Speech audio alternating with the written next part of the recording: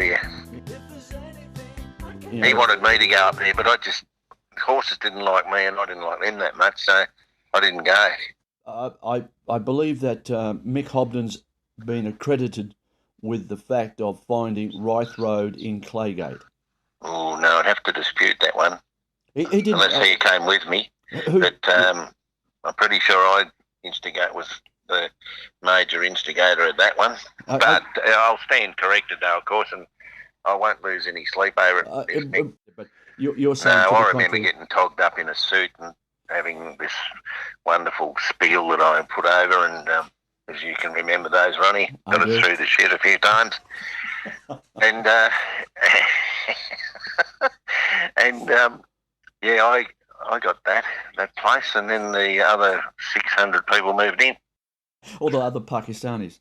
That's the one. Yeah, the four boys went out to Claygate, and you managed to secure yourself a job at the Swan, I would imagine, on top of other work that you had. Yeah, I think I worked at the garage. I think one of my first jobs was at the garage down near Hampton Court Palace. Yeah. Where we used to do grease and oil changes quite often. Graham, Sorry. Kingy, Graham said that... We didn't actually change the oil. We took it out and put it back in. I think it was that was Kingy working there with me, I think, man. Yeah, well, he said that, I think he said he got the job first and then passed it over to you, or was that the other way around? At the garage? Yeah. Don't know. Either way, I'm happy. Yeah, it doesn't matter. I know I worked there for some time, and that was it. But yeah, I did my apprenticeship on that too with a bloke called Michael Hawkins, who was no, that was after. Yeah. Anyway, that's another thought I was just having. In time, we managed to come out and stay with you as well, being Graham, John Solder, and myself, and Jeff Danick. We came out to Claygate and bunked in there through your generosity. Something that's coming out of this, Greg, with all these boys in England, no one was left out. If you arrived and you came from Australia, and we, in particular Tasmania, you're welcomed and you were helped. I feel that was happening between us. Yeah, no, that was for sure. Unless you turned into an arsehole and then you were evicted. Yeah, that's right. And that's how it works. Well, we won't mention any names, Ronnie, will we? No, we don't mention any names, no. But, okay, so those that were evicted will know who we're talking about. And those that we wanted to evict couldn't quite get over the line, know who we're talking about as well. But anyway, we've all survived. Hey, Greg, now, Graham has gone to Newmarket, Pistols in the Newmarket, Mick Hobden's in security, you're down at the Swan. I've got no idea where I was. I think I was in the diving, or I was in... You were in the diving business, right? I think, and I was also in the Lions Maid and Flinders, and all the those driving trucks, etc. Yeah. And then somehow another... Don't forget the ice cream. Of course, yeah, Mr. Whippy. Yeah. And so... You were a Mr. Whippy man, weren't you? I was. And Salter did his apprenticeship there too. He did indeed. Hey, there's one thing, though, that you have to remember on him. Remember how Salter, I remember him teaching you how to water down the ice cream and so that you were robbing from the kids. Yes. To line your own pocket. Salter was the expert at that, remember? I do remember. Well, and he furthered his career on that when he used to distribute our chocolate when we were starving to death in the Scandinavian countries, and we were allocated 1 cubit a day. John, on that. They tell me he's pretty thrifty. Oh, yeah. Yes, he was. Well, until he looked after today. He's not living in this airline situation. He's maintained that skill. No, that's the guy. You and Pistol, he must have come back from Newmarket, and you got together, and then you had some motorbikes, and then you were off to Europe. Yep. And every time we saved a few bucks up, we used to take off. Yeah, and how long were you over in Europe on the motorbike? Ronnie, I can't remember, mate. Yeah. Did you go to Germany? It wasn't that long. I think it was might have only been a month or two. Did Greg? Did you go to Germany, Spain, France? Where did you go? Yeah, we got off the boat somewhere, and then we went south. And I remember going over the Pyrenees and into Portugal, Spain, Madrid. San Sebastian was one of my favourite places. Yeah, fantastic. San Moroni. Yeah, Yeah, we went down there, Madrid, Barcelona, and up the Spanish coast. What was that called? yeah, Costa something, Costa del Sol or something like that. yeah, And then we went along the French Riviera, yeah. and then I think we went down. Yeah, we were definitely in Italy, because that's where I came off my motorbike Oh, again. you came off your motorbike. Okay. Did you get badly hurt? Nah, not too bad. Just wasn't my fault again. Some idiot ran into me, and that was a night that some kind Italian fella. I don't know if his wife was Aussie or the other way around, but anyway, they picked us up and said, "Look, you can stay in our place," and we slept in his garage that night, or for 2 nights. Okay. And that's one of those pictures, those pictures you've had. Yeah. Okay. So you'd fallen off your bike there. Oh, that's right. And then we went further north, and went up to see the fellow that was on our ship going over there. Yep. Gino Paluti. How's that for a memory, Ronald? Oh, that's and fantastic. And the other guy that was in our cabin called Frank somebody or other, he got killed. If you have a look, in the couple of years after we actually arrived there, or a year after, there was a dam burst somewhere in northern Italy, and Frank got killed in that. That's and we had a big Maltese guy there Oh. on the boat with us too, who unfortunately caught a massive dose of everything known to man in Singapore. So we're a little bit cautious then, because in those days we thought it used to jump 6 foot. Yeah. So we went up to Pordenone, where Gino lived, and we were pulled up on an intersection, and this is no bull. He didn't know we were coming. We pulled up on this intersection. We were sitting on our bikes. We'd ridden all day flat strap, and this wedding was coming up the road. You know how they do it in those days? We're all walking up the street, and it was his wedding. So anyway, we spent another couple of nights there. I think there's some memory of us being treated like gods, and I'm not sure if Pistol and I slept in the wedding bed or something like that. There was something along those lines. Hope you're not still hurting, Piss, if you're listening to this. Anyway, yeah, we got treated pretty well, and then we took off, headed back to England. I'm not sure exactly which route, but probably back through Germany, and so it was a good ride. Oh, it sounds like it. Well, no, just move you're back in town. You and Pistol moved somewhere into Surbiton. Somehow or another, somewhere along here, myself, John Solder, and Pistol are in my little car, and we go off to Europe. That's right. Yeah, somewhere there. Now, we hopped in the vehicle, over in the boat, arrived in Belgium, I think it was, and at the border, we were asked about papers. That's a bit off. Wonder why they asked us that. Have you got papers? Yeah. And we said, what papers? And but anyway, we managed to get through that particular section, so therefore we accrued more papers, and when we come to each border, we'd say, you want papers? Here they are. Take the lot. Yeah, take the lot. And of course, when we went into Germany... Went through East Germany into West. Yeah. When we went through Berlin. When we went through the East, they wanted papers, but their papers were unbelievably, they were embossed. And didn't we have our own embossing machine, Ronnie? Oh, that's unusual. Yes. A time for us, wasn't it? We had a little accident in Gothenburg. Did we what? Yeah. Do you remember that was this important stuff? You know, that was our first introduction to pornographic material that day. Do you remember that you and I were in the tramways or the busways trying to negotiate how much we were going to get for our car that had been just about written off? Yeah. and we were told to piss off out of it in some language or other.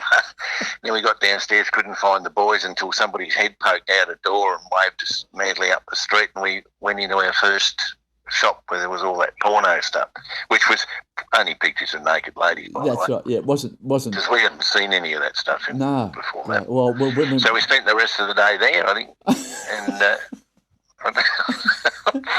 and we bought a bit of reference material. Yeah, well, we went to where did we go after? What was that ship? I can't remember the name of the ship that we stayed on. Yeah, in the harbour in Stockholm. Yeah, it was. And we there's a photograph of us. It's probably still there. Big windjammer, an old ship from. Well, it should. In amongst those pictures, I'd be surprised if there's not one with the name of the boat on it. Yeah. But I remember a picture from the other day with us looking through a porthole or something. Yeah. And that was that ship. That was a fantastic photograph of you. And there's a photograph of us in our pajamas on the bunks, and that was that particular spot. Well, when we arrived back, we drew on your hospitality, you and Peter's hospitality. Unusual, right? Yeah, and extra guys with us, a consortium of fellows, an entourage. That's what I was trying to think of, an entourage of Americans and Canadians, and you allowed us to stay a little bit of time in your place, but then there was a suspicious or a letter in the letterbox suggesting that if we don't kind of get rid of a few people, you'll be evicted. I'd forgotten about that. Yeah, it was. And now you've reminded me. I think that I wrote that. Yeah, the leaseholder, and that you have to go. Yeah. So on the quiet. And there was no bloodshed, and everything was good. Get out. There's the door. There's the door. Use it. Yeah. But so the Yanks left and you snuck back again. No, you evicted a lot of us, to be fair. And on the way out, you said, "Ron, I'll see you around the corner." Fair enough. So that was that. And then life went on, and somehow or another. Which place was that? What address was that? It was in Surbiton, put it that way. And I just can't remember. I know it was just you and Piss were together. I know that address was where I had my 21st birthday. Oh. Yeah, because my mother sent this bloody great big cake in a box from Tasmania to England. Did she really? Yeah, and I don't know what it was actually made of, because it's probably been on a ship for about a month, and we still ate it. As you would.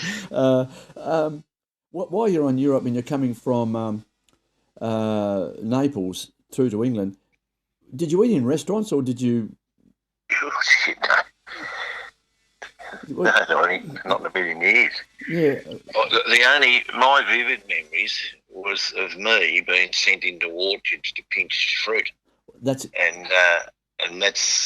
where else we ate, wouldn't have a clue, mate. I reckon we were cooked on the side of the road most of the time, but we didn't have any money to do that sort of stuff. I know. So no, I can't. I don't really remember that. Do the other boys remember much about that? I'm going to stream. Ace might have been in the restaurants. Piss and I would have been waiting outside. Yeah, well, we come from an extreme situation of not being hungry, always having a home to go to, somewhere to sleep, something to eat, to just simply fend for yourself. Yeah. Anyway, carry on, mate. Yeah, no, we survived, mate. Somehow or other we had enough tucker. Yeah. Greg. I should go back on one of those diets now, come to think of it. Greg, there's a situation where you and I have come together. I must be working for the diving place because getting the place. We've been somewhere, you and I, I remember it was freezing cold, snowing, and we were on the steps to negotiate with Mrs. Gosling about this particular place that we wanted to rent. And we ended up Well, I never forget that one, Ronald. We're on the floor, fighting. Not fighting. Yeah. I was saying to you, Greg, hang on, trying to restrain you from knocking on the door because we had to get the story straight. We got to get our lines right, yeah. And then we were wrestling around. You're wanting to knock on the door, bang, and I'm trying to hold you back. And next you know, we're on the ground. And Gozzleguts opened the door. She was only about 4 feet, wasn't she? Yeah. She was a little woman in a big fur coat. Yep. I remember that. We lived there. I So think we told her a crock of shit. we It took us did. about 10 minutes, and at the end of it all, she told us she's never had such a crock in all her life, and did we have any money? And there's the key. That was it. She said, that's right, because we told her a lot of lies, and somehow or another she checked up on me or something. I think it Anyway, was all more to do with our employment. yeah, Where we worked, yeah, very true. Greg, doing degrees in medicine and stuff like that. we lived there, and somewhere along the line, you had met Patrice. Patricia, and we were stalking a lot of women at the time. Yeah, Ronnie. And You taught me how to do that. and anyway, we managed to corner Trish, and you. No, I met her. I started work down at Matthew Wrightson then, because I decided I was going back home and I needed to get a decent job, and everybody was in the computer game, and that's how loose Kingy was. Yeah. And I think Sultan wanted to be or something, and That's right. anyway, I thought I better get a job as a computer operator because I wasn't smart enough to be a programmer. And that's when I got the job in the mail room at Matthew Wrightson when I went down to apply for the job as a computer operator, and they said, we don't employ Australians. And I said, so what about the job in the mail room? Can I get that one? Which I did, and about 6 months later I was working in the computer. Selling yourself, Ronnie, more than anything. Yeah, exactly. I don't know about anything else. Yeah, and that's what it's all about, isn't it? All right, so Yeah. the marriage to you end up marrying Patricia, and there was Kingy was your best man. Yeah, you bolted, I think. Because I was at the wedding. You were, where? Of course I was. Maybe you weren't as articulate as you are now, Ronnie. Yeah. Maybe well, that's why you missed out. living together, and you must have then moved in with Patricia and Ollie. Oh, not. Well, I stayed there a fair bit. I know that. I used to get fed properly. That's why. Yeah, and I must have then. I think I moved to Berlin's or some place like that, or with John Salter or something. I think that's what happened, Greg. At that point, You might have gone home or not. no, Because I was the still there. longest stayer, I think, wasn't I? I was still there. No, I was still there in Berlin's. I remember I ended up in that area. Your visit to England. Could you sum it up? Was it worthwhile? Was it a Best experience ever, Ronnie, and I still think about a lot of those activities and the way that we survived more than anything. And that's why I use some of those theories even today when I'm talking to young kids about how to get off your bum and, make a quid and don't expect to have a handout on all that sort of jazz. But no, it was great. I think we grew up pretty quickly. yeah? And the fact that we were there at that time of our lives, I think, was really bloody good because you wouldn't want to be there now, mate. I can tell you. No, exactly. Yeah. I don't want to, but Yeah, and you're returning to Australia, Greg. Happy to be home. yeah. I had trouble getting the job though. I had to go to Perth first because I was waiting until I could get a job as a computer operator, and of course they were those huge mainframes. I think there was one with the government in Hobart, Yeah. and I wasn't too worried about whether I got back to Hobart in a hurry. Yeah. And so I went to Perth first. I was 6 months over there, Oh, fantastic, Greg. and then back to Tassie after that. And then life went on from there. I had kids turning up and Yeah. all sorts of things. Yeah. Greg, friendship with Pistol, with Buzz, and Mick Hobden. Those And you, Ronnie. and yes. I'm just trying to think of other words of wisdom I want to get from you. No, you won't get much wisdom out of me, man. It's just that, you said it. Yeah, those friendships are made and cemented when we were young guys, and the ones of us that are stuck together, we've had a ball, Yeah, and we're still good mates. Just, Especially you and me, Ronnie. yeah, no, yeah, we've all our friendship was fantastic, Greg, and We kicked a few goals in Melbourne, even through a few years too over there. We did indeed, Greg. Just a last little bit, please, Greg. When Pistol returned back to Australia, you came back on a boat, I'd imagine, as I did. But Pistol No, I Pete, flew back. did you? Yep. You flew back? Did I ever, mate? I had the entourage in tow. Yeah. I had Patricia Olive, Sarah Elizabeth Slattery, Yeah. and Olive Slattery, Yeah. because that was the condition. Trish was only coming to Australia if the mother could come. Is Tricia the only girl, or did she have a brother? Yep. Is Yeah, she's got a brother. Pistol, when he came back, Greg, and as you know, and I didn't know, he came back with 7 racehorses on one of those freighters. Yeah, that's right. I never knew that. Yeah. Yeah, that was his free trip home. He was pretty pleased about that. He's very... Yeah, the final product. Good on you, Ronald. You're a legend, son. Talk to you later, Gregory. Great to have you, son, Ronnie. See you, mate. Bye-bye. Bye.